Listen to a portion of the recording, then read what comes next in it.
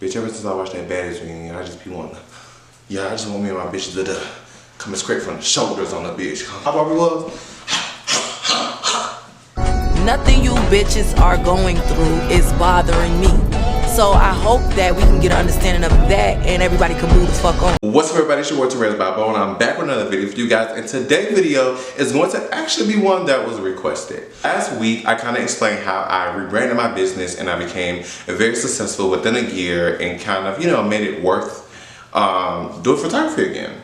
And a lot of people wanted me to kind of explain more things not only that I did to get that. I feel like in the video I kind of just explained like the rebrand, but I didn't explain like the ins and outs of photography and what I do with my policies and how I run my business. And I'm no gatekeeper, honestly and truly. I feel like what's for you is for you and no one can take that from you. So I don't mind sharing the tea for the girlies. Alright, so this video is going to be about 10 topics that I feel like every photographer should know. This is how I run my business. I'm not saying you have to do it, but these are the things that work for me. I feel like each person that's an entrepreneur or a photographer can watch this video and you can kind of take pieces from it, and yeah.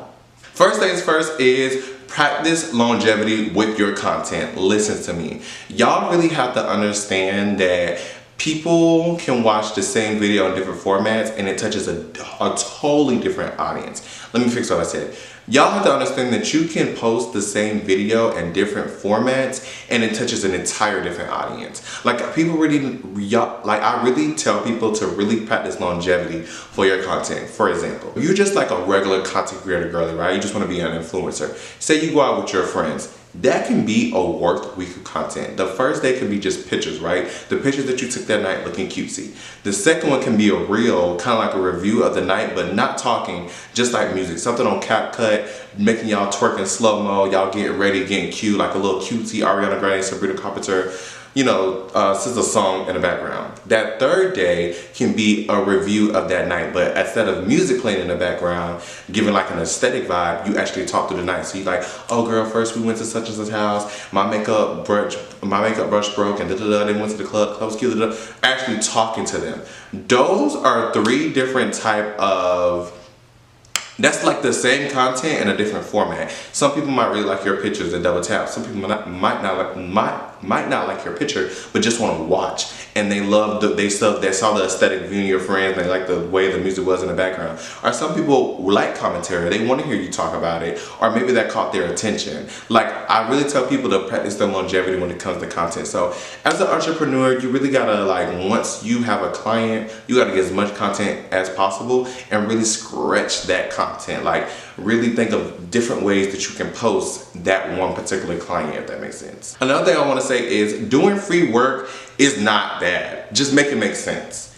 I literally have been doing photography for 5 years and I still do free shoots sometimes. Like there's nothing wrong with collaborating. It just needs to make sense. Like for instance, I had a girl that wanted to do a collab with me and she was a very pretty girl and she had a good amount of followers, but her engagement was mostly guys and my photography isn't really targeted towards guys. So it's like these guys follow you because you got a fat ass and no shade and you be shaking it. That won't really help me doing a free photo shoot with you because that's not really getting the audience that I want. Now if you need to build your portfolio, that's different because you need a portfolio period. So it really doesn't matter what audience they have. You need to practice your work so you can make your profile better. But I don't think there's nothing wrong with doing free work. You just gotta make it make sense. Like for example, usually when I do a free shoot with someone, I pick the date, I pick the time, I pick the location, I usually pick the theme. If I'm going to be doing it for free, it gotta be something that I really want to do.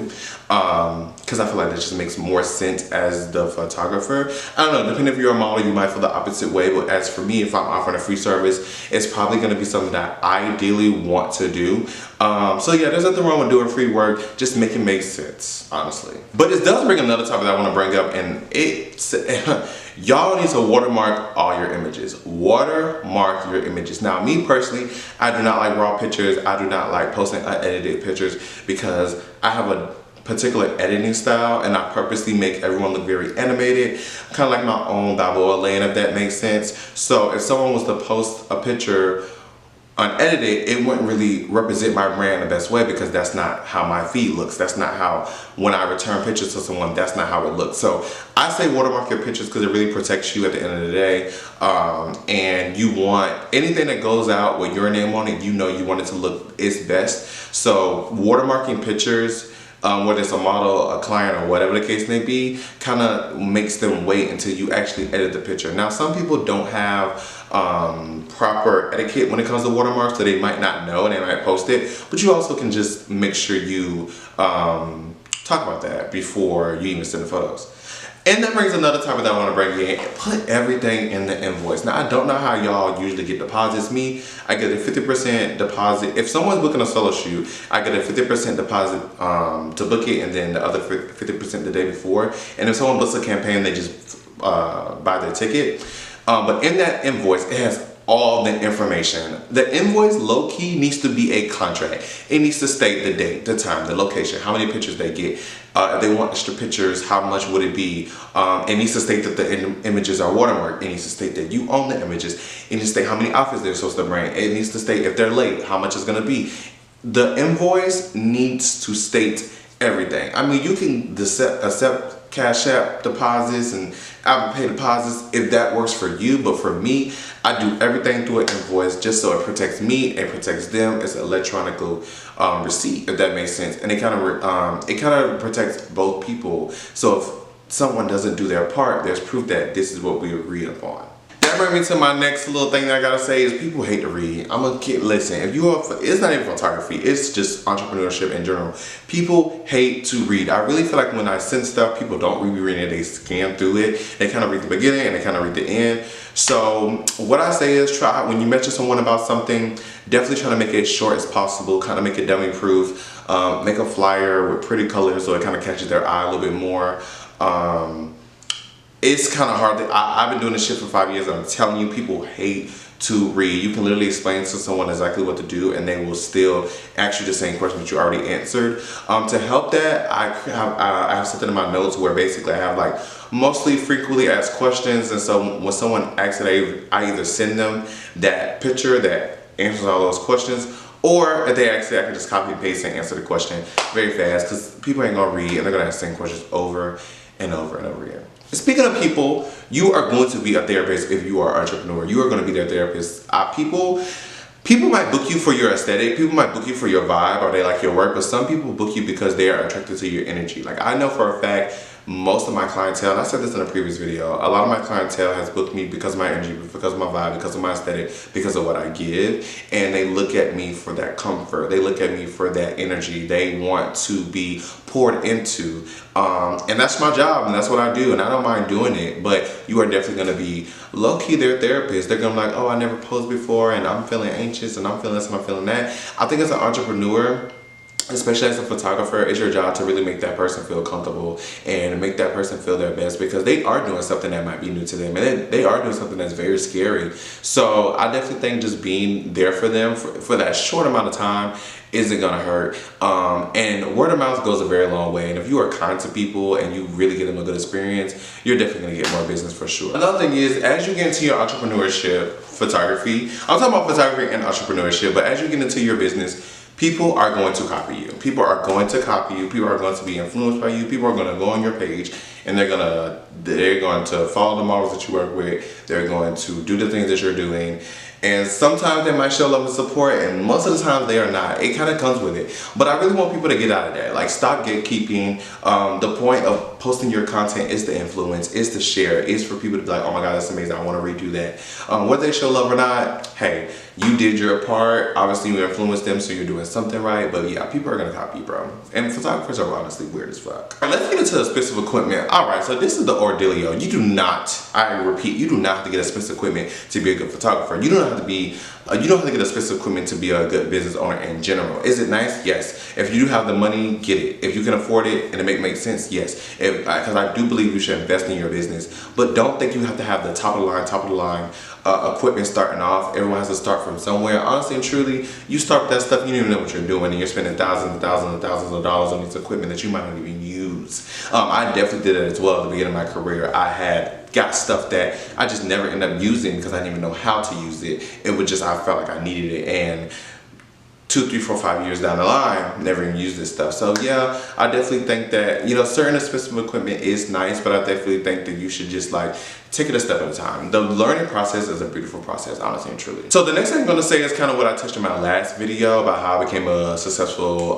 photographer within a year again, which is find your niche, find your target audience, and do it because you love it. That is very important. I feel like you really have to find what you're passionate about, and you really have to do this because you love to do it. Because if you're only doing it for the money and entrepreneurship, I'm telling you right now, you're gonna quit every time. You're gonna restart and stop, and restart and stop, and restart and stop, or you're just gonna give up completely. Because, I mean, some people do get lucky and create a business and it just goes like that, but some people really have to grind, and it's not gonna be easy. It's gonna be some days that you make 500 a day, it's gonna be 3 days that you make 0. So you really have to do it because you love it. And then when it comes to the target audience and your niche, I feel like you have to understand that there's so many people doing exactly what you're doing.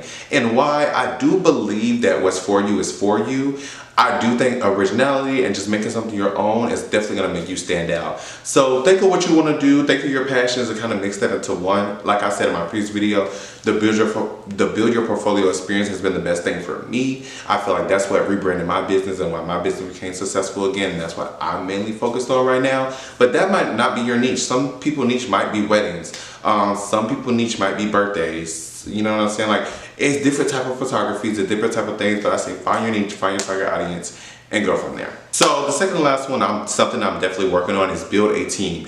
Man, let me tell you something. There is powers and numbers. It is dope if you can do it all by yourself. But the most successful people have a team. No one, like, they didn't create Apple alone. They didn't create Google alone. They didn't create, I'm not even gonna talk about that goddamn Cybertruck, but none of that stuff was done alone. The multi-million-dollar companies was not done alone. The Kardashians, Kim K didn't just do it alone. She did it with her family. So there is powers and numbers. Now, while I do admit there is a lot of people that play unprofessional and really waste your time, but I feel like, you know, you should always be open to building a team, because once you really build that solid team and build that foundation, and people that truly want to see you win and believe in the vision, I'm telling you, that is going to be the moment. I personally have not found that yet. I feel like the moments that I feel like I did find it, it's always people that's not as serious as I am, or I decided to back out because they was doing something personally that I personally didn't want to be dealt with. But I definitely say, man, find a team. It might take a while, but definitely,